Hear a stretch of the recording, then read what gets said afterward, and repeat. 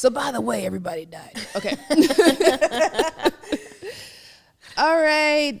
We are episode 8, I think, at this point. If it's wrong, I'm not going to edit it out because I don't care. Welcome to Minding My Mind podcast, where the tea is hot, the cookies are fresh, and you never know what I'm going to say.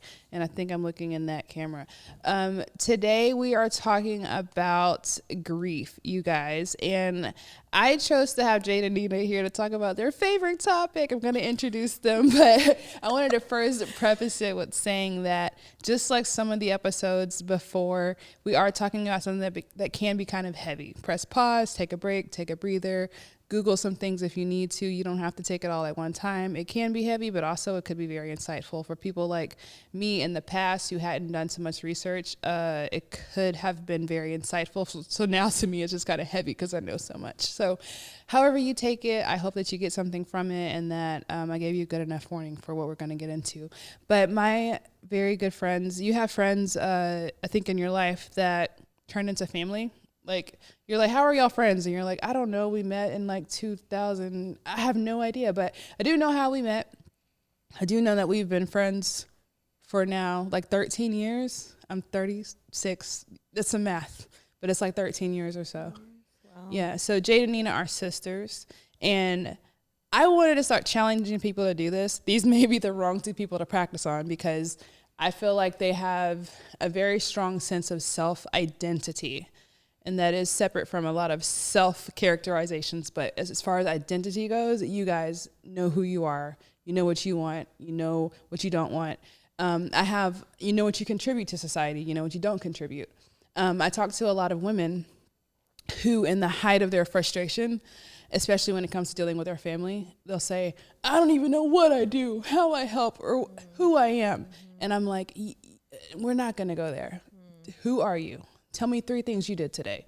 Tell me what you didn't even do for yourself today that you had on your list. So I was going to say you guys are the wrong people to challenge because y'all know who you are. But I would start challenging people to say, like, tell me about yourself. Tell me what you like to do, who you are.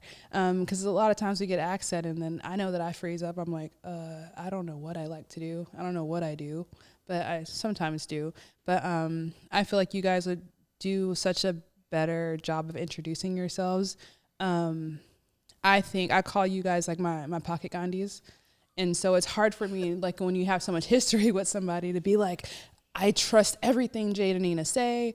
They've been through a lot. They've read holy books. They're ninjas and chefs and all of this stuff. But like, you still can't translate that to people, even if you had, an hour or two to talk about you guys the whole time. You don't get the depth of who you are. Well, I think that's a really interesting point just about identity in general. Like when somebody is like even you just saying that, you're like, you know who you are. And I'm like, do I? Like, identity is whatever you want it to be. And for me, because I am the person that I am and have experienced life the way I have, I almost feel like my identity is ever shifting, right? Like you become a mom and then your identity changes hugely. You change jobs. That's something that happened for me recently, where I finally found myself in like an actual career where I'm finding happiness. I was a waitress for a very, very long time. I knew that I would be a lifer in the industry in some way or another, but I didn't want to like stay in that role forever. And I just had a really hard time. But finding this new role, I feel like that has changed and shaped my identity. And I feel like for me, identity is not a fixed thing. Identity is something that changes from day to day. I'm always going to be a sister. I'm always going to be a daughter. I'm always going to be a wife. Knock on wood. I'm always, I'm always going to be a mother. I'm always going to be a friend. I'm always going to be someone who, feels and believes the things that I feel and believe. But then also, will I? Because I change my mind all the time. So, I don't know if that was the way of like getting me to introduce myself. No, that's exactly the way. I'm Jade, English, born and raised in Dallas, Texas. This is my sister, Nina. She's a very important part of my life and part of my identity, as are, my husband and my son, my family and my friends. I work, as I said, in the service industry my whole life. Now I work in sales in the service industry. I went to culinary school. I love to cook.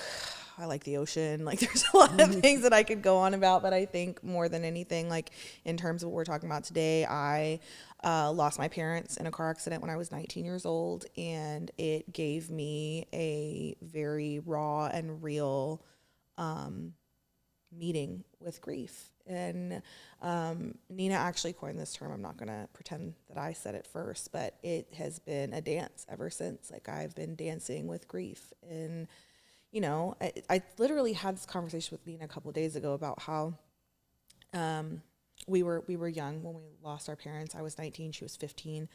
And I said, it's crazy because I think I spent so long dealing with it by myself because we were the first people in like our friend group to experience something like that. And now we're starting to hit an age where people's parents are getting sick and they're dying and or they're aging, right? And like people have had a lot more time to experience what we experienced so early on. And so now I'm like seeing it in the people closest to me when for a very long time it was just me and her and my brother that had like experienced it in that deep of a way. And obviously, I mean, people lose their parents, all the like little kids and stuff like that. So we weren't the only ones, but we were the only ones that I knew that I was close to, that was in my direct circle that had like experienced something like that. So that is my, what's the word I'm looking for? That is it's my introduction, and that is the reason why I'm an expert on the topic, because I've been dancing with grief for 15 years, 16 years, almost 16 years this summer. It's as old as my oldest son. Really? He was Same born in year. 08? Really? Yeah. I was a fresh new mom. We were in way different phases of our lives. You were. Yeah. That's wild. I didn't even think about that Brayden is the same age. So Nina, there's so many things about you two that I didn't identify with until I went through my own grief. I still don't think I've experienced death in that kind of way to somebody that was, like I said, affected my life every single day. But I did experience grief through other things. And I have seen through my own grief the people that you cling to. And you guys have a relationship because you want to, of course. But also y'all have that connection to where, you know, we talk about trauma bonds, but it's y'all are sisters, and then y'all have that bond on top of now, you know, you live together and you have kids together, but you got, you know, your son and he's your nephew. But I thought that, like you said, Nina, she has such a good word of putting terms with making things make sense and visualizing things for me in my brain. You can talk about whatever you want, but specifically, I thought I've never asked, like, how do you think through everything you and Jade have been through? Because when you think about milestones come with change. They come with adjustments, even if they're good. And you guys have hit a lot of that stuff together, but from the outside looking in, I don't feel like y'all's relationship has changed as far as y'all haven't lost what was at the core of it. You may have had whatever you go through, but do you have any idea as to what y'all have done to maintain y'all's relationship through all of that? That's a good question. I think that so much in life is change. It's one of the only consistencies actually that we find in life, which is ironic, right? Because it's change. But I think that so much has changed over the years. You know, the first death experience that I had, I was 5 years old and my grandfather died. Mm-hmm. And then when I was in the 5th grade, my uncle, my dad's brother, died. And then when I was in the 8th grade, my dad's sister, my aunt, died. 9th grade, my freshman year, I had a friend of mine at school pass away.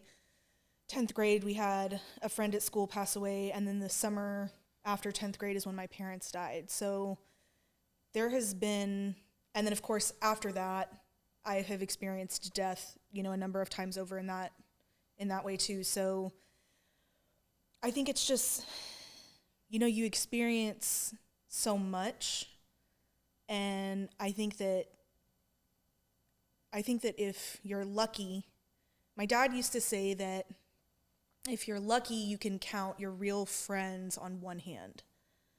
And I think that the truth of it is that when you have friendships or you have relationships, I mean, I count this as a friendship. When you have friendships that are so deep, that run so deep, I think that they move with the change. And so it's not like things change and then we have to struggle to find a balance of how we're going to interact now that things have changed. I think that things change and we change with them. Mm-hmm. And so it's a constant moving and an ebb and flow. And, you know, my sister had her son in 2020 and our relationship changed. You know, she became a mother and we were not just sisters, just the two of us dealing with our lives as sisters. When she met her husband and she got married, our relationship changed. So I think that our relationship has changed over the years when she became a wife, when she became a mother, when I graduated college, when I moved in with her and we started to live together. There have been so many changes, but the good relationships, and I think the relationships in our lives that we can really depend on, they move with the change. They change with the change in a healthy way and in a consistent way, in a way that nurtures us as we go along. And when you go through those changes where you have had people not come along with you, right? That's been hard for me to process. And like, there's so many parts of grief, of course, while we're talking about this, but the part of grief where you expect the people to come with you and then you turn around and you're like, what happened? Where did y'all go? Yeah. How much, how little have you experienced it? How do you deal with it? Like I think that's something that is very underrated when it comes to grief, because you expect to lose one person or two people, but then you end up grieving even sometimes a whole other life because you've lost almost everything attached to that life. Right. So I think specifically I'm asking when it comes to people, but then, you know, also things too. How did you adjust to that at such a young age? You were 15 and you were 19. So like I said, I was a fresh new mom. Right. Very naive. I mean, I grew up in a bubble, went to college, immediately, you know, like my grandma likes to say, she went to college, got married, and had a baby. That's what I did. So I was like, you know, listening to Mozart, watching Baby Einstein, reading baby books covered in spit up, and I get a text, you know, and I remember the text at the time because it was such a fragile situation that Jenny was basically like, give Jade space, but I'm letting everybody know so they just know what's going on. And I remember at the time even telling her, like, I'm not good with this stuff, but if you need anything from me, let me know. Yeah. Because I don't know what to say. You know, I wasn't 18. I was 19, 20 something. But I still wasn't at that point where I still don't even know what to say, to be honest. So I think that's part of it. I don't either. Yeah. So how do you, is your mic falling? I think a little bit. Oh. Yeah, I feel like I'm fine though. Right. Yeah. So how have you since then, I mean, I'm sure at 19 you could have been still naive because you're 19, but like to have all of that just hit you, like you've got grief and then you've got separation from people and then you've got, I mean, finances at 19. Oh, bro. Bills, that whole debt, thing was crazy. The house, y'all just got sold the house, what? 15 years later. 15 years later, yeah. I mean, you know, I feel like grief just amplifies what's already there, right? I feel like that's how marriage is. I feel like that's how having children is. I feel like a lot of deeper things in life, it just takes what's already there and it puts a magnifying glass on it. So like, you know, having to deal with all of those pieces and facets, we were extremely, extremely lucky, privileged, blessed to have a group of people around us. Like Jenny, for example, her mother, Susan, stepped in the most incredible way when my parents died. Actually, when I was looking at my phone at those like questions about grief, one of them was, who handled the business of grief? Because there is business. There is the paperwork. There is the choices for the funeral. There is the making of the programs. There is the what happens with the house, the what bills need to be paid today so that we don't have to worry about this while we're burying our family. Like there's a lot of very, very practical things the world goes on. Nobody stops because somebody dies. And especially not when it comes down to business and money. Those things are going to keep on rolling. And so Susan, even having lost my mother, who was her best friend in the entire world, she pulled out the calculator, she pulled out the legal notepad, and she got to work and was like, y'all don't have to worry about any of this. Like, I have it taken care of. So a lot of that on the front end, which definitely would have been the hardest for me at 19, because I was the least educated, I guess, that I've ever been. And not that I couldn't have handled it. It just would have been so extremely difficult to do that. So I think that part of it, I mean, we could have a whole podcast on that, like the initial shockwave and all of the things that have to fall in line. But I think going back to what you said about losing people, right? Because that's another aspect. That's another grief in and of itself. We lose jobs, we lose people to death, we lose people to change, we lose people to space and moving, and we lose pets, we lose precious things that we loved. Like, all of those things can cause grief. And I think for me, having people come and go and not change with me, of course there's pain. Of course there's pain, right? Of course there's like a disappointment and like, I thought we were better than that. But I think the wiser that you get in the situation and the wiser you get in life, even just outside of grief, you can't put your expectations of where you expect other people to be on them. It's so unloving. It's so unfair. You know, I don't remember what guru it was that said you have to look at people like you look at trees. You don't go out into the wild and look at a tree and go, well, that one's bent and it's got a knob over there and that one's not as pretty as this one. You don't look at trees like that. You go look at this beautiful tree and like appreciate it for what it is. And I think on an intellectual and an emotional aspect, like, you have to let people be who they are. You know, I think there are people that I lost along the way throughout my grief, maybe because of my grief, maybe not because of my grief, that it hurt when they left, or that I was happy and kind of like, forget you, like, bye, I didn't even want you to be here. But I think ultimately the older I get, and in my mind, the wiser I get, the more I realize, like, there doesn't have to be any lost love there. Like, life changes. And just like she said, some things change in the same direction and some things change in different directions. And they are their own people that are meant to live their own lives with their own lessons. And if those two things don't follow the same path in one particular point in life, one, it doesn't mean that they won't converge again, which they very well could. And two, like, there doesn't have to be this letdown of it. And I think we put that on ourselves a lot. We put it a lot on ourselves of like, that person was supposed to do X, Y, Z. And I just think the older that I've gotten, the less expectations I have for other people. If they pull up and they do what is good and nourishing for my soul, then God bless them. And if they don't, then they obviously have something important that they need to attend to in their life. And so what I heard you say is you can't expect the apple tree to make lemons. I mean, listen, it's the peach tree in Kung Fu Panda. My son's been watching Kung Fu Panda a lot. No matter what you do, it's always going to be a peach, you know? And like, for you to look at a peach and say, well, I expect you to come out covered in chocolate. Like, okay, you want to disappoint yourself, I guess, go right ahead.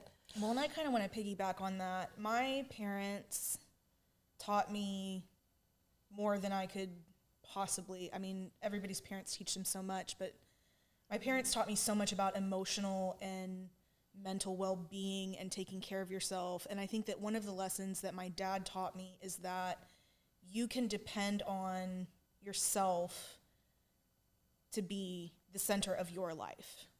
You cannot depend on anyone else to make you the center of their lives. Pause. What age were you when he taught you that? Oh my God. Let's get into Eric Stewerisms and how he taught us stuff way younger than what was probably normal. Dad, what age were you when Dad taught you that? Probably around 12 or 13 when he taught me that you have to be, and my Kung Fu teacher, believe it or not, kind of said a similar thing. Like, you have to be the center of your own universe. You are the center of your life. You have to do things that are going to make you happy regardless of what everyone else around you is doing. I just had this full circle moment with your parents. And like I said, we are such good friends that we don't talk all day, every day. So there's conversations that I'm sure if we were together for a week, we could probably catch up on a lot of stuff.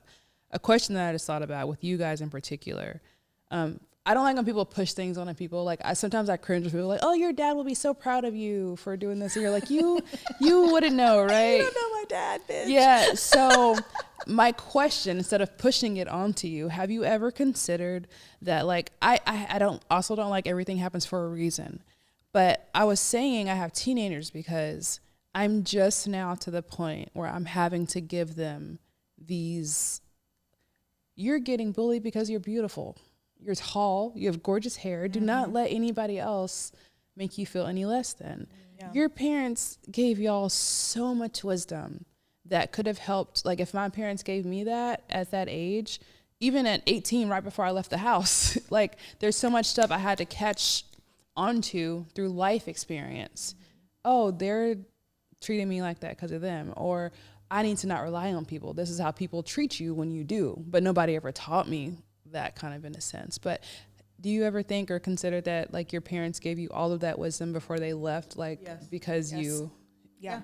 Okay. All the time. I believe that. I honestly, I feel like I had that realization very shortly after they died that, holy shit, their unconscious, their higher self was preparing them to prepare us, knowing that somewhere down the road, this was going to be information that we needed in order to survive through the worst part of, I won't say the worst part of the grief, because I actually have thoughts about that as well, but through the most intense and shocking part of the grief, right? The initial part.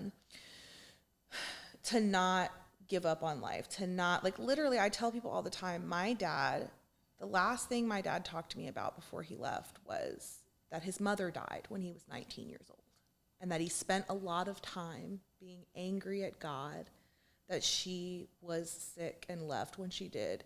And he looked at me, I shit you not, this is a real story. He looked at me as we were loading the car that they died in and said, as long as me and your mother go together, you don't have anything to worry about. And you ain't ever told me that? Bro, I mean, I've told everybody. I thought, my mom, the last thing my mom said to me was, come give me a hug. What if I never see you again? That was the last thing my mom said to me before they walked out the door. Because I was I was late for work and I was rushing out the door. I was, bye, I love you guys. I'll see you when you get back. And my mom said, you stop right now and you come over here and give me a hug. What if you never see me again? Or what she said, what if I never see you again? And I walked over there and gave her a hug. I was like, Mom, don't say shit like that. Like, you know what I mean? Yeah. But literally, like, there are so many, and Nina knows this. I mean, I don't know if I told you or not, because again, I feel like like you said, we were very much in parallel phases in our lives. But the day after my parents died, when I woke up and I realized that it was not a terrible dream that I had the day before, I had a peace in my heart about it. I mean, obviously it tears you up. I was sick about it. I was so sad. I wish that it hadn't happened. And also, like, you know, when something happens and you're just like, yeah, no, that was supposed to happen. Like, there's nothing about this that feels like this is wrong and this shouldn't, like, it almost just felt like, oh yeah, I've read this story before. I knew that was going to happen. That kind of, and again, I think that all goes back to the way that they prepped us. I mean, the fact that my dad had me reading holy books and, like, obsessed with religion from the time that I was a kid, like, there was a deep kind of just spiritual focus in our lives that it was not, and it was very multifaceted, right? Like, a lot of people have a deep spiritual connection because they're religious. We had a deep spiritual connection because my dad forced us to have an expansive view on what we were as human beings and how deep that goes and what it's really connected to. And I think all of those things laid a foundation for me to be able to maybe compartmentalize what I was feeling and remember appropriately place it. Yeah. That's what I've been, literally, I was trying to kind of comprehend this phase of parenting that I'm in with my kids, because they're not like teaching me how to hold a fork anymore. They're like, these lessons are getting deep with them. Because I can't just say, don't let somebody bully you. Got to explain why. So I think that, like, telling my son, okay, it's appropriate for you to feel sad, but let's not let you internalize it. So like I said, there's grown adults who don't know where to place stuff. Yeah. And your parents giving y'all that comprehension and that awareness at such a young age to be able to be like, okay, I'm this, but I know that's because this, or I know where to put this here. Like, I think that's why we go to therapy, to be honest. Your parents are just low key, your parents and your therapist. Right. I was going to ask you, or y'all, what about them in their lifetime up until them passing away made them so connected with everything, humanity and arts and religion and spirituality? I mean, I'm a homesick baby. Like, I told my two of my kids stayed the night across the street last night. I was like, y'all need to come home. They're like, okay, bye, Mom. Because I would go to somebody's house and get homesick.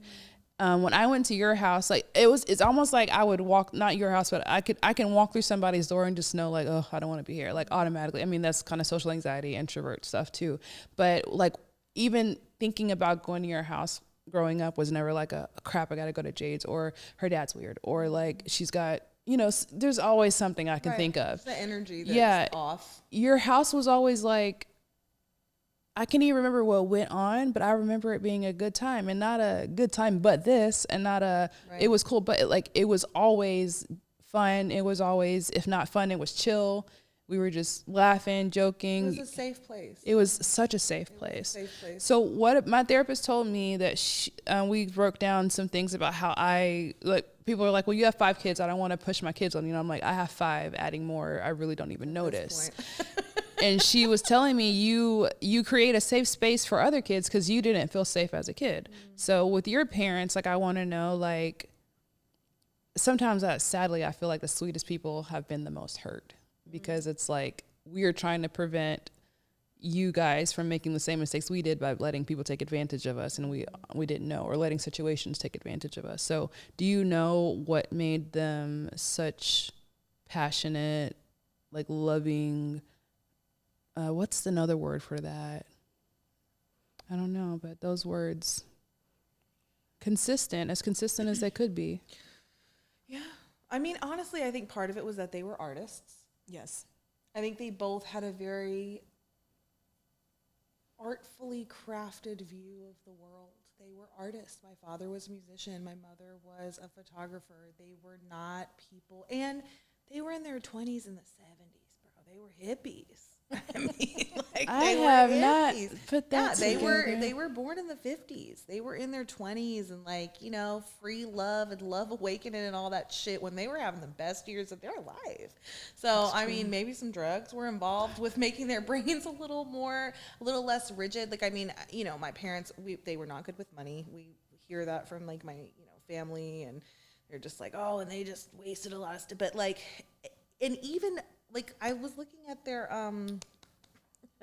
like funeral program, and it was like, about how, like, they didn't have a lot, but they, like, made love the center, and music and art and beauty and, like, all of these very abstract ideals. And I think there are plenty of people who would look at that and be like, they were fucking irresponsible. Like, y'all's lights got turned off sometimes because they didn't pay the bills, but it was about what they prioritized, and they did prioritize that. And I don't know why. I mean, I think that when you, as a person, prioritize love and prioritize safety over all else, it creating that safe environment for other people it's angel work on earth. Like, you. Yeah, my mom was legit an angel. I don't know how else to put it. Like, she really was. It's angel work on earth. Like, there are so many places in the world that are not safe. There are so many places in the world that are scary and overwhelming, and, like, you can get sucked into the darkness of everything that goes on this planet so easily. And when you take the light and you focus on that, I think that it brightens the room. I think that it brings out the light in other people. I think it brings out the love in other people. It makes people feel safe to shine in those ways.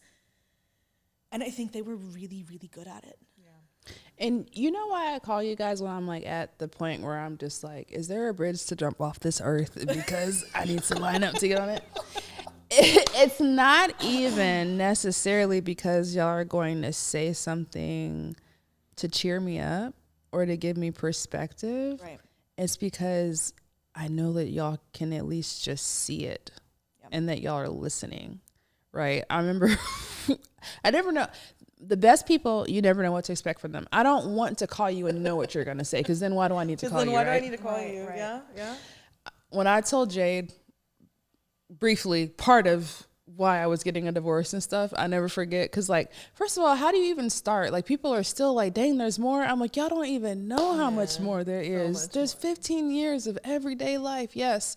So I told you, like, a little part of it. I didn't know what you were going to say, because I hadn't told you a whole lot of it before. And you said, girl, that boy don't stop punishing you for his mama's choices. I was like, ooh. But it's stuff like that. It's like some perspectives that are like things that you can see that other people may not see. And I truly feel like, because I remember telling somebody at one point that I may talk to like 8 people a day so I don't just lose it. And they were like, you don't think like that's a lot of people? And I'm like, no, because they're saving me. And each person tells me something different. Yeah. You're going to give me one perspective. She's going to give me one perspective. Tegan's going to give me a perspective. My mom's going to give me a perspective. I call her last because she's mean, but she needs to be. But you know, yeah. So, yeah, you guys, your parents gave you this kind of, and also trauma too. I was gonna say trauma. Your parents and trauma. It's like when I talk to my therapist and I'm like ready to lay some heavy shit on her, and I lay it on her and her face doesn't change. And I'm like, oh, that didn't shock you? She's like, nah. Like with you guys, it's like, I know that I'm not gonna call y'all and y'all aren't gonna get caught up in the, wait, what? So tell me what. Y'all are just like, damn, okay. Like, you know, it's like y'all don't need. Well, and how can I like allow that space to be? I think the trauma, right? The trauma for us particularly, and we've both experienced trauma outside of it. But like, if somebody's like, "What's the heaviest loss you've ever experienced?" I think both of us would very quickly say our parents, right? Like that is a core. There's the before and after of that. There's not a whole lot of before and afters in my life. Maybe before and after I met Chaz, before and after I was a mom, and before and after my parents died. That's pretty much all my before and afters, right? I think that paired with the foundation that my father and mother, and particularly my father, laid for having a childlike curiosity about how wondrous and maniacal this world is, right? Like in the juxtaposition of that, and being able to remain in a state of, I am a soul having a body experience, and so I don't have to be so wrapped up in it, but also the trauma and understanding that the getting wrapped up in it, the being hurt, the experiencing suffering are all part of this experience and not to be diminished.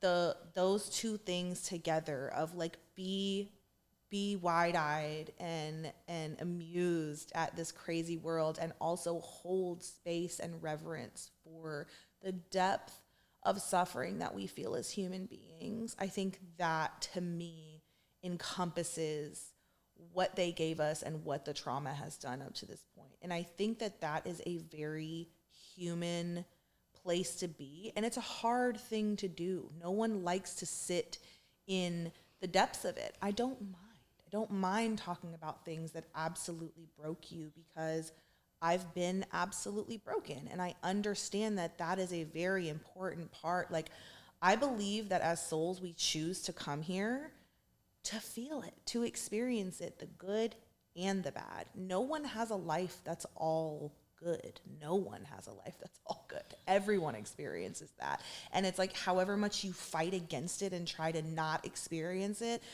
that's really where the suffering lies, right? Like the actual feel of suffering in loss and grief and mourning, that's just love with nowhere to go. There's nothing evil or wrong or bad about that experience. It's a truth of being a human and of loving. It's a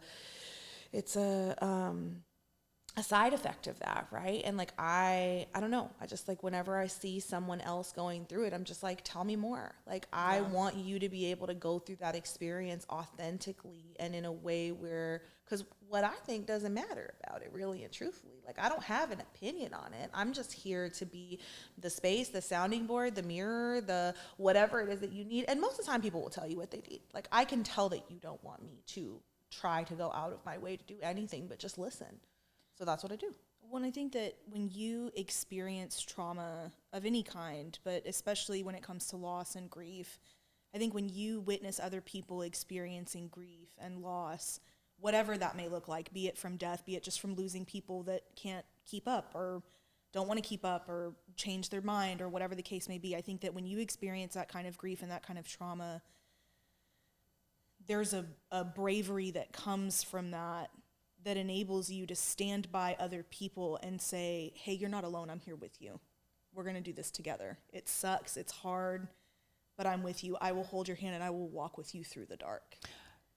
When you do that, I was going to say, I don't want to say y'all are just the people I call when I'm sad because it's not the truth. I remember texting both of y'all in our really funny, mostly meme group chat, when I was about to have like 6 really good things happen to me.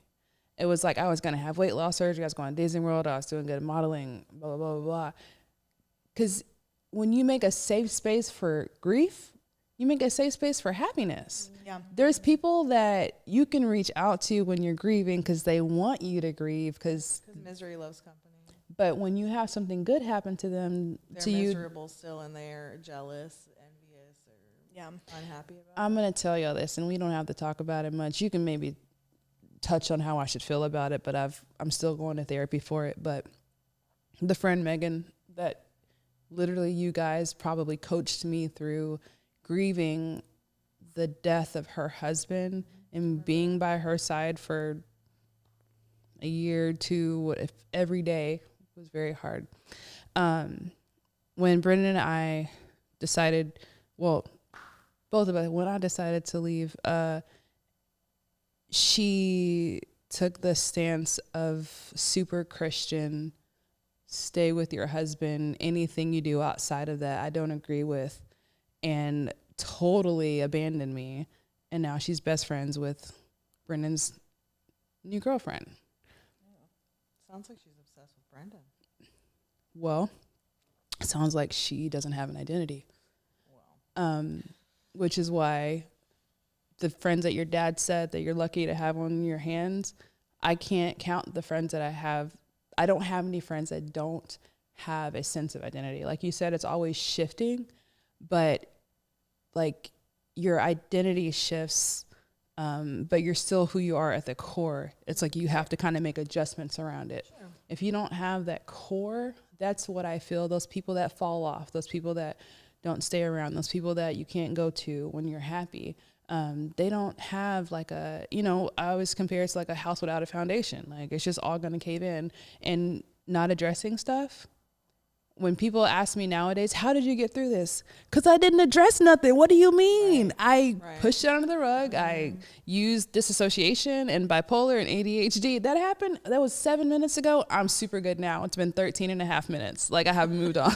Like that's good, but it's not good. Because I had the most rough 2.5 years of my life. But when I look back, I can't even be mad about it because I felt like, well, all the years I felt pushing all that aside, I had to come back and like, you can't move into the person you're supposed to be next, your new identity, until you dissect. You have to go through those things. You have to figure out what you went through, why you went through it. Because if you went through something, why would you not figure out why to use it to move forward? But people don't do that.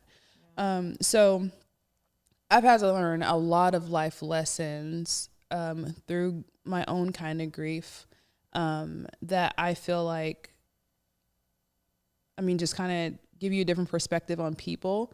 In the same way, I know y'all can't judge nobody. We may laugh, we may crack jokes, but at the end of the day, are we judging? No. I don't care. Because we are all one life choice or mistake or accident from our whole lives being fucked up. And we know that. And my ex did it. Like, I always told him that. I always would tell him that to try to tempt him from not lying. You're always one decision away from fucking up your life.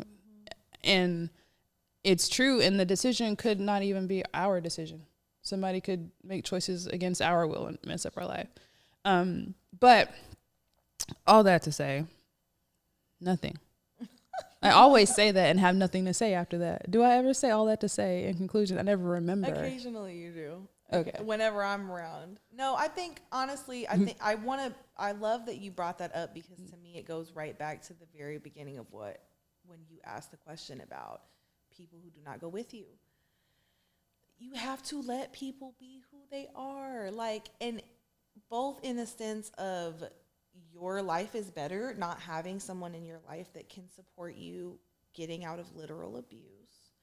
And she has no business telling you what to do with your life. She should look at the situation and say, hey, if I may use a word of caution, this is the way that I see it. Past that point, whatever you want to do, Jaleesa, whatever's best for your life, because she doesn't know, right? Nobody knows what's best for you. Nobody knows what's best for anyone. I mean, like, even our kids, like, yes, we know that they shouldn't put their finger in a light socket, right? Past those very rudimentary things, and especially as they get older, they are their own people, their own souls. They are here to learn their own lessons. You cannot force that kind of thing. And I think, again, I mean, it's hard to talk about grief without talking about our parents. And I feel like like Dad said, right? You have to be the center of your own universe. Like, I don't give a shit what anybody else chooses to do. If it affects me directly, obviously I'm going to care about it to a certain degree. But outside of that, and even with that, the choices that you make for your life, you're the one who lives with the consequences for that. You're the one who is calling that learning into your life. You're the one who needs whatever lesson, good, bad, or indifferent, is going to come out of that. Who the hell am I to say what you should or shouldn't do, what I do or don't agree with? Who gives a fuck what I think? I care what I think. So I'm going to think about my life, my choices, my decision. Now, obviously I'm in a marriage and we have a good, strong marriage. We have a family that we're building together. Those are decisions we make together. Those are decisions where, my perspective matters to him and his perspective matters to me. But even that is a balance. Even that is not your decision is just going to ruin my life or vice versa. And so it's a matter of we have to, there is a certain sense of self-responsibility. And in having that sense of self-responsibility, I get to let go of the responsibility for everybody else's choices. There are things people do and say that I disagree with wholeheartedly. I think about them for about 15 seconds, and then I move on with my freaking day, because I've got enough stuff to do. To be worried about whether or not you're going to get divorced or married or have a boyfriend or never date again. Hey, are you safe? Cool. Right. More power to you. That's it. All I care about is that you have the sounding board you need. Did you come to me for advice? Did you come to me to listen, for me to listen to you? Did you come for me just for me to put a mirror up and repeat back what you're saying so that you can hear it from another perspective? I'll respect that and give it to you, and then you go on and go about your business, girl. Well, I think one of my favorite quotes, and I have no idea who said it, but one of my favorite quotes is, "What other people think of me is none of my business." Girl, I think that was Mark. So I'm going to tell y'all this, and then I'm going to read the egg, and we're going to talk about it. Oh my I God, think okay. I've gotten it down to like 2 minutes. You wrote it to me. You read it to me so fast on time. You had gotten it. You were like, let me read it to you real quick. I read it to you? I Yeah. thought I just sent it to you. Okay. No, all right. you read it to me. I should not read things to anybody because I read really fast. Okay, so I was accurate. You read really fast. I read really fast. What were you just saying? We were just talking about what other people think of me is none of my business. I used to think that I felt that, but I truly feel that now. And that's literally because, okay, if you don't listen to the universe, like he, she, they will keep pushing everything in your face until you fucking see it. They're like, I'm trying to save you. I'm trying to keep you on your path, and I'm going to keep forcing stuff in your direction. So the universe has truly had to, because I am a child of abuse and I'm so sweet and I'm so nice, and I do have an identity and a loving, caring family and support system. Like, outside of the people that don't treat me right, I've got a trillion people on the other side that do. That's why I've always been like, okay, you're crusty and that's disappointing, but you can move on. Truly. Crap, what was it? I'm getting there. We're talking about What other people think of me is none of my business. Mm-hmm. Since I decided to leave, and I have started to come out about abuse in different ways, and the people that minimize my abuse or discredit it, that's when I truly thought, okay, if, first of all, no one lived my experience, and they can't think how I think. They can't make decisions how I make decisions. They can't identify how I identify. My ex has manipulated every single religious leader that I have been authoritative under. That was my authority. The other day, he said that he's going to start taking the kids to another church where he has already manipulated the religious leader because she was our mediator, and he lied to her about whatever. So once but I told her after mediation, he raped me, he abused me, he has manipulated a whole religious community against gaslighting me into non-existence. And she's still like, I think you need healing. From abuse, yes, I definitely do. That's an accurate statement, but you seem to not really be getting the point. So after I learned that, first of all, it is people's fault because we make our own decisions and we're all held liable for the decisions that we make. But it's also a product of this world, as your dad would probably say. And as you have said, people have to move on with their lives. Money moves on, time moves on. If you have a report due at, 5 o'clock and I call you at 4:50 and I say that I've been raped, you're going to be like, are you okay? Can I call you back in 10 minutes? Exactly. Right.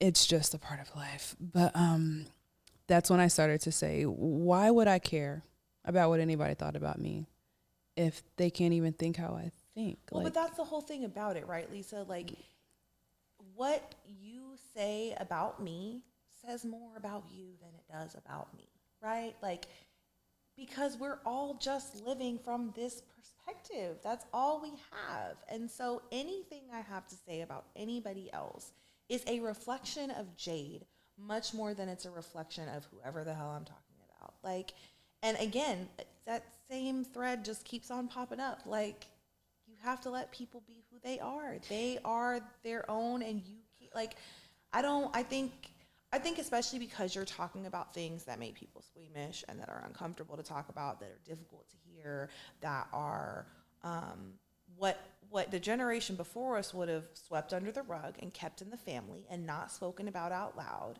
I think a lot of people are immediately like trying to comfort themselves. It's not about you, which is wild because obviously anyone with half of a fucking heart listening to your story is like, Jesus Christ, like how is it that what do you need in order to be helped? Because what a hellish thing to have to live through for decades in one way or another, right? But like, I think people are just so quick to just have opinions about it that reflect what they think about themselves, their lives, their belief systems. It doesn't have anything to do with you, which is kind of sad and also a huge relief when you look at it from the right angle, because I am not obligated to give a shit about what you think. Especially when you're an ex-people pleaser. Well, yeah, and that's tough. That's a tough place to be a people pleaser, to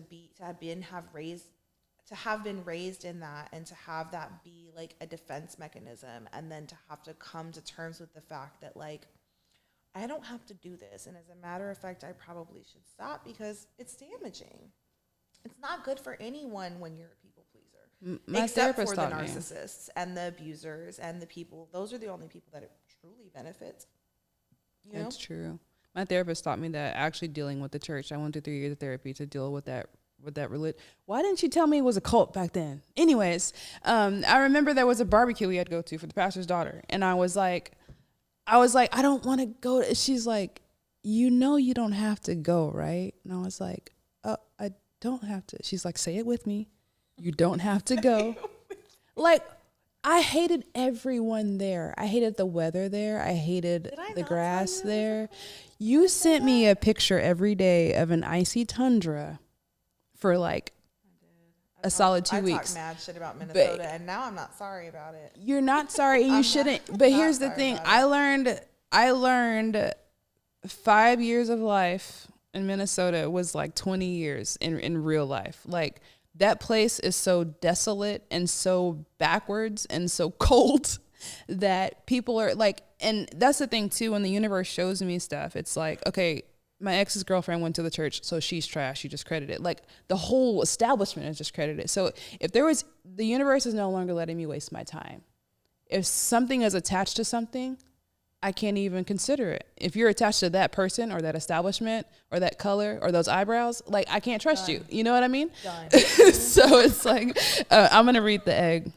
I'm not going to do it like Jade, but I'm going to see how it is kind of long. I see why you sped through it, but, I think you were on a time crunch when I read it to you, but I crunch to save my life. I just read fast. Yeah, no, I think you were. I think you Well, were. I gotta go. And let I was me. like, no. You're gonna listen to this. Let me first. lead into it like this, because explains why this story means so much to me. You two have both been there to intervene with, like, there's this point where it's not ideation. I kind of feel like you're literally in this cycle of like, okay, I know I'm gonna stay alive. How? Because this is hard. I know I'm not going to take myself out, but like, listen, this is what I'm going through. And at the time, it was spring break 2020. Sage was born, right? Probably. Yeah. Yeah, because he was tiny. I had, leading up to spring break, my great-grandpa was turning 70. And I had been in Minnesota, and it was like a boots and cowboys thing. And I was like, oh, thank God. Like, we haven't done this forever. We get to go home, and we're going to be there. And my uncle's going to be there. We can't freaking go. That's right. I forgot. So these months and weeks, I'm talking to my therapist about this. I'm going, we're going to this, where we're not going to go. We changed our minds, blah, blah, blah, about the party. We still came to Texas for spring break. And she told me, like, when I finally got here, and then I guess the day of the party, I just kind of realized that the reason I wasn't going was because my abuser would be there and my kids would be around. And if I saw him looking in the direction of one of my children, I would. Feral. Right. Going feral. So I remember my therapist telling me, like, okay, so I didn't want to, like, tell you, but, like, I knew that somehow, like, you were going to have to process this in some way, and you're having kind of like a breakdown of processing your abuse. And she's like, you minimize it. And I was like, my abuse? And she goes, hell yeah. And I was like, oh, so I didn't realize that I was just having this, I guess, what we probably like a PTSD, like a kind of like a episode or whatever. So I had done all of my coping things. I talked to like 2 therapists. I came to your house after I did the float tank, because the float tank is a sensory deprivation tank. And that's the only place that I'm able to go, because I can say, okay, I don't want any distractions. I'm going to go put my phone away. But then I'm like, I wonder what color red they printed this with. Mm-hmm. And then, like, what printer? And why do we pay for ink for the money that we print? And who pays for the... Anyways, so the tank, all black, no noise. You're floating this 98% Epsom salt, so your body's just floating. It's the same body temperature as you. And it's the only space that I have ever gone where I can just totally block out everything and be with my thoughts. So I came from there to you, and I was like, all right, here I am. I don't understand anything. Like, it helped, but it didn't, because, like, and then that same day, my psychiatrist told me, I'll talk to you in 6 months. You're fine. You're having an episode. Take your meds and see your therapist. If you need me, call me. And I'm like, okay, so this is normal. So tell me how to go through it. So the story of the egg that I don't want to read because it feels like a lot of words. And you remember in school when you would get called on in class and you're like, oh, it's my turn to read, and you get excited. Like, I had the opposite. Like, I wanted to read out loud because everybody in front of me or behind me sucked. But I didn't want to do it out loud because I was nervous. But I think I'm just going to summarize it. But this story basically describes a man that passes away, and he goes into this space, and the God there, he asks him, like, you know, what's going on, what happened? And he's like, well, he's very honest, and he's like, I mean, you lived an okay life. To be honest, your wife is probably happy that you're dead, but, you know, you'll have a great legacy. Your kids will be good. Then he's like, well, what's happening next? And he's like, well, I don't want to mess it up. Can you summarize it better? So he tells him, now you go back. And he's like, oh, so the Hindus were right. And he's like, everybody's right. Like, nobody's wrong. And then... That's my favorite part. Yeah. When he tells him that he's going back? Yeah.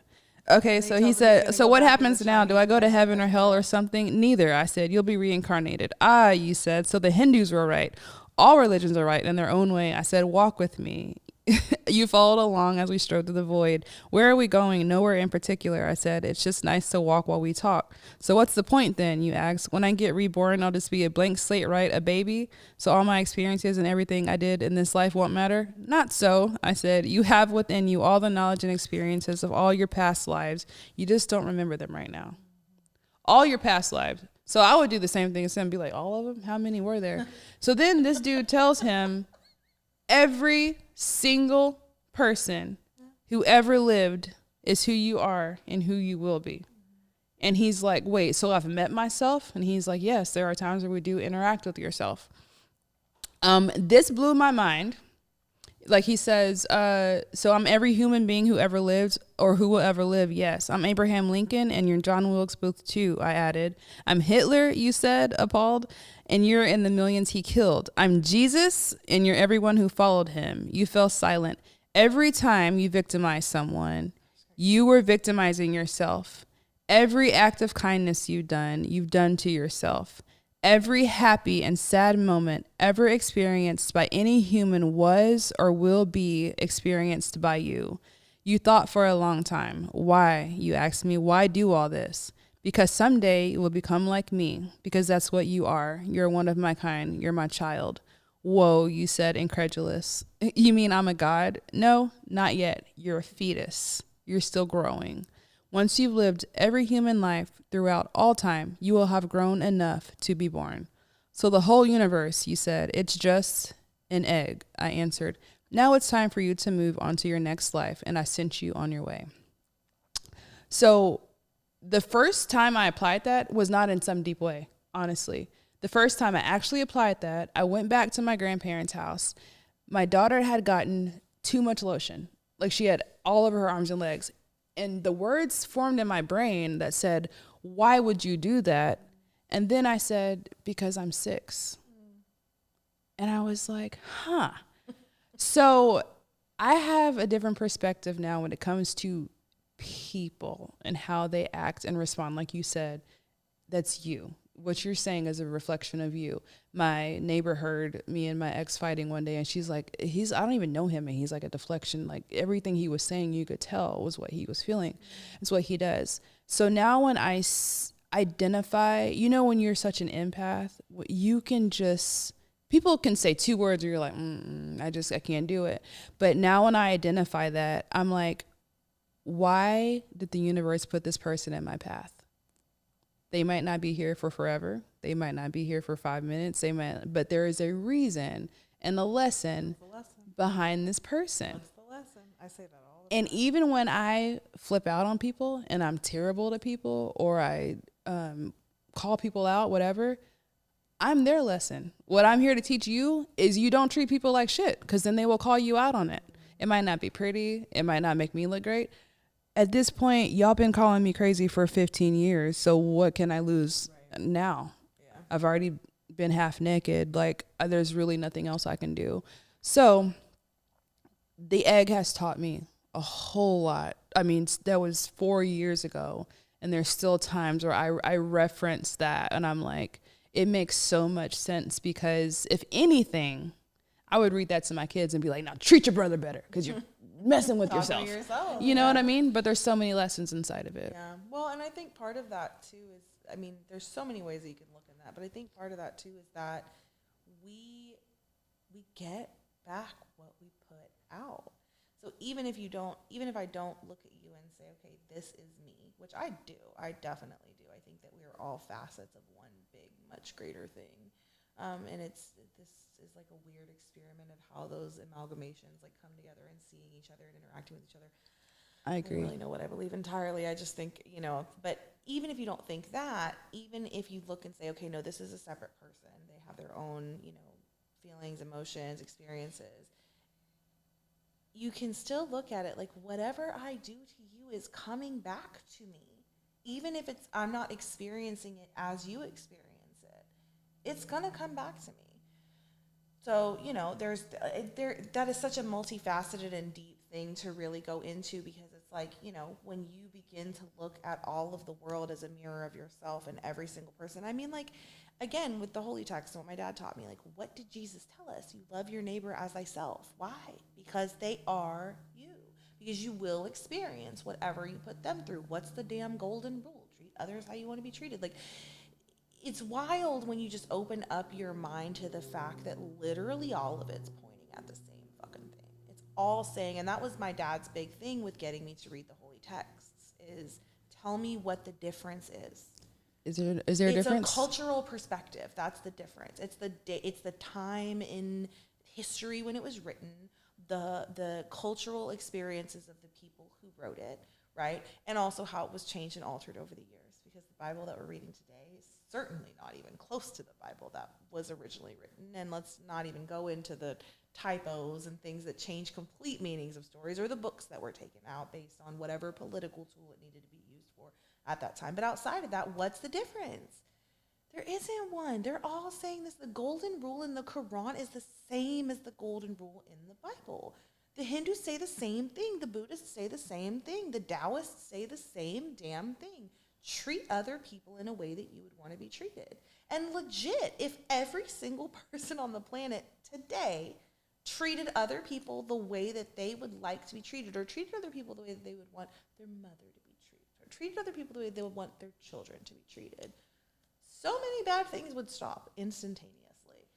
But we don't do that. We get lost in the ego and decide to I tell my kids about, just if you think about the effects, and I've come out of the store with an attitude and explained to them, because that guy was a jerk to me because I took 20 extra seconds to find the right debit card, and then I could remember the PIN number, and then I dropped something, and then I needed an extra bag because this was too heavy. Like, because he had an attitude and he passed that on to me, I have to get in the car and consciously not pass that on to you guys.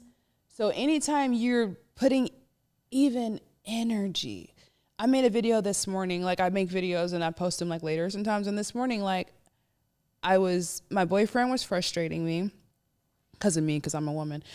My kids were irritating the crap out of me. And I just stood in the hallway, like I looked at them and I was like, okay, so y'all haven't done what you're supposed to do, and now we're like an hour behind. Okay, you're a boy. I'm leaving. That's what I'm going to do. Because I could yell at you guys. I could go in the room and be mean and like passive aggressive to you, or I could just go get some coffee and eat some donuts in the car.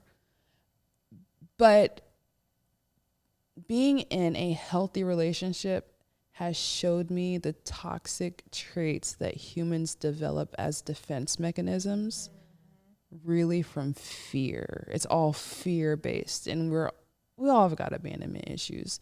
But once I start associating my feelings with what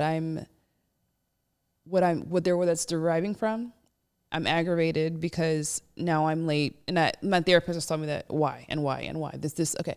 Well, the solution is for me to leave and not put all this negative energy into the air, when like I could just give y'all 30 minutes to do this without me breathing down your necks, and I could let him have peace and not be a bitch. So, but we have been so conditioned to not take that road. It's always the path of more resistance. It is not. Me and my kids, when people compliment us, I'm like. And I tell them all the time, and I'm telling my kids this now, even how old is Joella? 8? I'm like, people are stupid. Like, you would think that they were something else, but honestly, they are just stupid and weird. And that's the truth. And that's to keep them safe, because if somebody would have told me that, it would have saved me a whole lot of stupid weirdos. A whole lot. And that's just being logical and realistic about it, because if you waste your time giving everybody a chance, I mean, my best friend, Ashley, I would always call us yin and yang, because she'd be the talker and I'd be the quiet one. That girl got so worn out by people, by being such a nice person. She stayed in her house for like 6 months. She had people texting me, checking on her, because I lived across the street from her. She good. She tired of y'all. Right. But really, she's just a really good person who has realized that she absorbs too much energy from the wrong people, because she gives everybody the benefit of the doubt, because she doesn't understand yet, but she does now. Everybody's a stupid weirdo. I like doing that. So you guys, This isn't going to end anytime soon because I feel like personally we're going to self-implode like all this technology and like vibranium and stuff. And like, where are we going to go like from here? It's just like, I tried on Ray-Ban glasses the other day that you can take pictures with. So it's like the only way from here. Right. But as long as we still have an Earth with internet, if we get some cybersecurity, I'm still going to do my podcast. So I want to have y'all for more episodes. But for the sake of time and editing and stuff, I want to start ending it. But I don't want to ask y'all the question. I want y'all to tell me something you think people need to hear. People don't listen, but these people do because they spend an hour of their life watching this. So I've had something on my heart actually this whole time that Jade and I talked about previously, which is that trauma and grief and pain is like water. It comes in sometimes in a light drizzle. Sometimes it's just kind of inconvenient and it annoys you. Other times it comes in like a full-on fucking tsunami and knocks your ass over.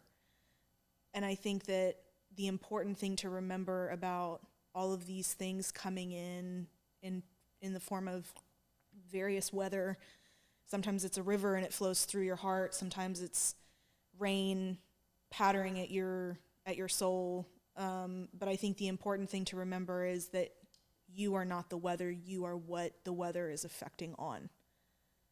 And so despite the weather maybe having an effect on the way that you feel, despite the weather changing what it looks like outside, the weather is the weather, but you are the entire sky. And so it may be raining somewhere, but it's not raining everywhere, and the rain doesn't continue on forever. And so especially in terms of grief, I think that, it comes in waves, it comes in water, and you have to remember that you are the you that exists outside of that water. Yeah. No, that all made sense. It really did. Yeah. Do you feel like there's something in particular that has helped you weather the storm? I mean, obviously we've talked about the foundation of your parents and your family, but is there something that you've found along the way for yourself that has helped, or like anything in particular, or practice, a coping mechanism? I'm going to be honest. Sometimes I hold on for dear life and just wait for it to pass because that's all I can do. But the truth of it is that what keeps me going is remembering why I'm feeling the grief to begin with. And it's because I held in my heart such a space for so much love.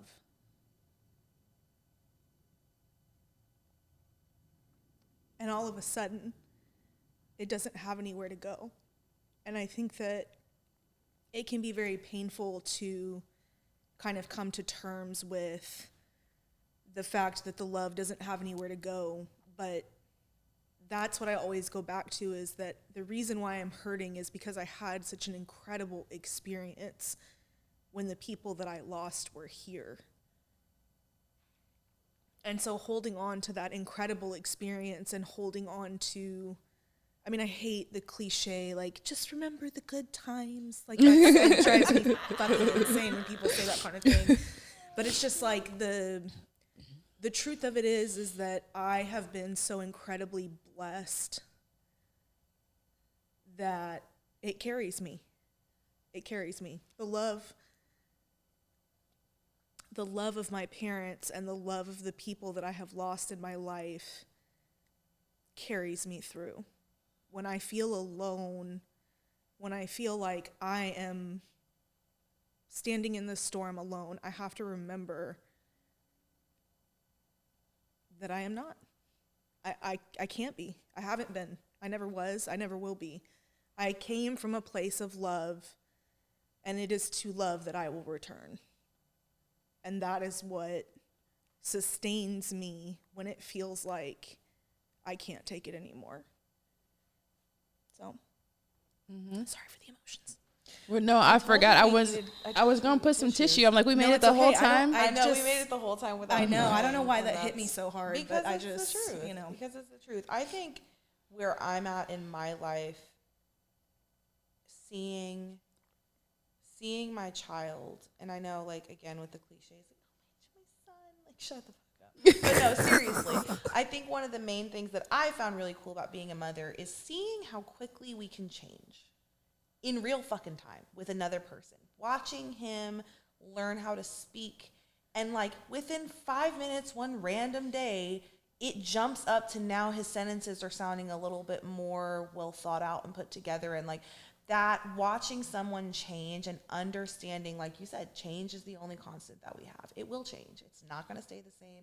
You know, we've been dealing with a lot of stuff since the sale of the house, and just a lot of like logistical shit that has brought up a lot of grief for me, because all of this shit is tied to the fact that my parents died. All of it is tied to the fact that my parents died. So there's a lot of grief that it brings up when I go through it. Another day I had a really hard day. Finally had the full-on meltdown because I'm an emotional person and I just needed to let it out. And I was talking to one of my friends, and she was basically just like, I'm really sorry that you're feeling this way. And I was like, you know, it's fine, because I'm not going to feel this way forever. And I feel like because I've had so many of this like cyclical like experiences of like feeling like it is the end of the fucking world, and then getting on the other side of it and being like, man, that was really tough, but it wasn't the end of the world, right? Like that I've kind of come to this thing of like, it's changing. It's always changing, and I don't have to hold on to it. And also with watching Sage and watching him change, I'm trying my hardest, I think, to remember at all times that I am consciously or unconsciously creating my reality. I'm the one creating it. I am the one who has the power to create it. Did I have the power for every single thing that came into my life or did not come into my life? No, we do experience life with outside forces coming in, right? Like I didn't create my parents dying. I don't think. If I get to the other side and find out that I did, that'll be a mind fuck. But I don't think that I created that. But what I did from that point forward, I created. And so whatever the trauma be, whatever the grief, whatever you are consciously or unconsciously creating from that point forward, how far that comes with you, in what form it comes with you. And so being able to look back and say, like, all of these things that happened, I am going to consciously take the good and leave the bad. And it's so much easier said than done, right? Like, obviously we're human beings.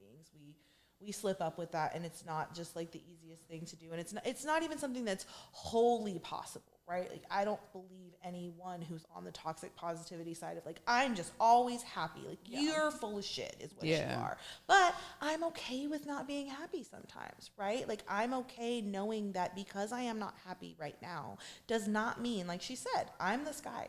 The clouds are coming as they may. Sometimes the clouds carry storms, and you got to sit there and deal with the storms, and the storms may not be fun. The sun's going to shine again, right? And so I think like that amalgamation of that, of understanding that everything is constantly changing, and that I am the one responsible for what I am injecting into my day-to-day life at any given time. And then also giving myself grace. Like, Jesus Christ, you can't be perfect. You're not going to get it right all the time. You are going to have times where you're short or rude or unreasonable or a fucking emotional mess. Like, my mom's birthday was recently, and all day I was fine. I was like totally fine all day long. Like, I thought about my mom, and Nina had posted a picture of her, and there was something about that picture that just fucked me up. Like, there was something about her eyes in the picture where that's the first time I've seen a photo where I really felt like she was looking at me again. And she hasn't looked at me in 15 years. I haven't seen my mother look at me in 15 years, but in that picture. And we put Sage to bed like we normally do. And, you know, once Sage goes to bed, that's time for Chaz and I to, you know, like, just talk. And we do the crossword sometimes, or we'll watch a movie, or we'll have a conversation about our day. And it was almost instantly after putting Sage to bed, I just lost it. I was looking at that picture, and it just all came down. And allowing myself to have that moment, like, to not feel like I need to change what it is, you know? Like, if you go through trauma and you experience things and you have a day where that trauma fucks you up and makes it difficult to go on, like, that's a part of life. You don't have to change that. So something that I think that I'll learn through finishing school and actually doing therapy, something I teach, like how to maybe say this the correct way, but what I tell my kids right now as a mom about emotions and feelings, I'm like, our creator, if he made us to be who we are, and we're meant to be sad, and we're meant to be mad, and we're meant to be jealous, and we're meant to be happy, like, we have to know that we're meant to feel these things. You have to feel them. Now, how you respond from them. When you talk about creating your own reality, I had to tell my kids, like, it's easy to say somebody's kind when everything is going great in their life. But no, you say, Nina was kind to me today, but I know that her dog was sick and she was worried about it. Like, things like that are what really affect changing your reality. Because we all have things happen to us, but we all have a choice about how to respond to them. And I think how we can respond depends on the environments that we're in. Because you're in a safe relationship, you're in a safe marriage where you can freaking lose it. One of the hardest things about, like I said, being in a non-toxic relationship is I have feelings and he's there to understand or to help me or to give me water or to whatever. But I totally think that that is something huge that we don't recognize because we came from the boomers who were put it on, strap your bootstraps on, blah, blah, blah. Pull yourself up by the bootstraps. I hate that. It's like you're not, what's that thing I learned? Emotions demand expression. Yes. So if you don't express it somehow, it's going to find a way to get out in one way or another. Well, I think too, and honestly, I feel like maybe you were the one that told me, it might have been Stephanie, somebody told me that emotions are the indicator light. Emotions are the indicator light that something is happening inside, that you are either in rapport or out of rapport with yourself and where you want to be and what you want to feel, right? Like, if you're angry, that is your body's way of signaling, hey, something in your reality is not matching up with who you want to be, and it's causing this emotion to spur up, right? And so I think that learning to listen to our emotions, and again, take what's the positive intention, what's the lesson, take the lesson without letting it consume us, and also understanding there's nothing wrong with anger.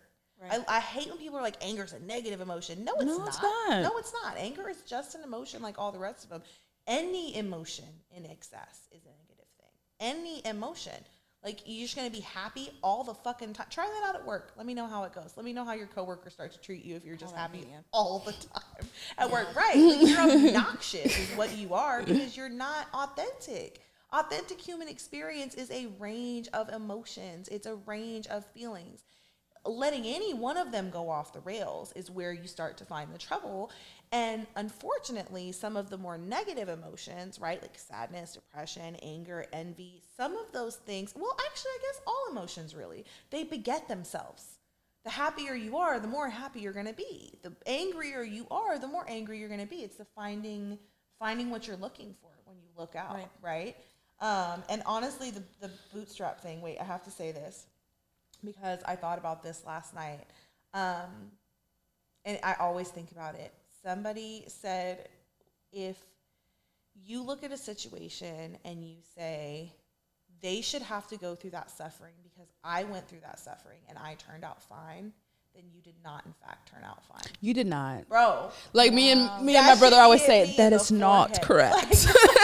No, you didn't turn out fine. You did not turn out fine. Or like, you start to realize, like, I started in my head, I haven't said it out loud yet, maybe to a few people, but in my head, when people give advice or they say something, I'm like, so you want me to be miserable like you is what you're saying. Because I'm looking at your life and you're telling me to do what you did, but you're where you are because of what you did, and you want me to do that same thing. That's not going to work for me. Misery loves company, girl. Misery loves Well, I'm so glad that, the way that I am getting through this is minute by minute, day by day, whatever. When I have to look around and say, okay, why or whatever, my Aunt Susie told me life deals you cards and you just have to play the cards you're dealt. And I think that's what y'all do very well, because something a lot of people say now is like, it's in the past, it happened. And I tell myself that too, even stuff from 30 minutes ago. Okay, I spent 3 hours working on that video and it deleted, it didn't save, but it's in the past. So what can I do about it right now? I can go take a walk, I can breathe, I can go in my IT group and yell IT things because people understand. But, you know, it's all the human experience, and it's what you've been dealt and how you move forward with it. And the way that we determine, I don't know if there's a heaven or a hell or the afterlife or whatever. I personally feel like since we exist in this universe, we have to always exist in some way, whether we're dirt in the ground or whatever. But whatever you believe in, however you get to where the good place is after this is literally, like you said, it's like an experiment. I think at this point, we're just going to throw all this shit at you, and we want you to remember who you are and how to act. Yeah. And there you go. Yeah. And girl, I don't know the percentage of people that feel, because every day I'm just like, you're choosing this. You're making a choice. From somebody who has to take 3 medications on time, all the time, to even like, you know, to tell myself to brush my teeth. Right. You know how hard it is sometimes to make yourself brush your teeth? I do. I have ADHD as well. I do. Well, how can I bake croissants from scratch and not brush my teeth? Right. It does not make sense. Right. But I have to do all of this stuff consciously every day. And you're telling me you're choosing that for yourself, and you don't struggle with something, but like it's all a choice. And literally my kids, I hope that one day every day they do, but one day they're going to wake up and be like, my mom wastes no time. Like, I really don't anymore, because I did for too long. Sometimes when they come to me with something and they expect for me to be mad or whatever, or I just look at them and I say, choices. Think about your choices. I love that. And Joella is, no matter what you do, your daughter is going to pick up who you are. Y'all are your freaking mom, and she's not looking at y'all. Is kind of creepy. You know what I mean? I catch glimpses in the mirror and I'm like, oh. Me too. I can't wear red hair anymore because I look just like my mom. I have to tell her, first of all, breathe. Separate yourself from the issue. Go to your room and just 10-minute break. It's like you know how to help yourself deal with stuff because she's like a clone of me. But, you know, we all need to learn how to take care of ourselves. We need emotional regulation taught in school. We don't need to be. I'm back in college algebra, and I'm mad about taking algebra the first 6 times I took it in school when I didn't need it. You know, cut out algebra and add emotional regulation. Girl. There are adults out here who don't identify that their issue is not controlling their emotions, mainly men, but not controlling their emotions. And we can end like that. Yes, as Nina said, that is what I think about all the time. Grief is just love with nowhere to go. Yeah. That's what gets me by when I miss people. I don't miss people that weren't good for me, but. Well, I also want to say another thing that gets me through, and on that note with the love, is that it is old love that sustains me, but it is remembering that the old love always comes around in a new form. So when you think that you've lost something that you'll never get back, when you lose your parents, you find new love in your children. When you lose someone you love that you thought was really good for you that turns out is an actual nightmare, it comes around, that kind of love that you needed comes around in a new form, in the shape of someone who keeps you safe and loves you and is responsible with your heart. And I think that that's important to remember, that love is an ever-flowing, ever-changing, never-dying energy. And it comes around all the time. It's not, you don't lose love.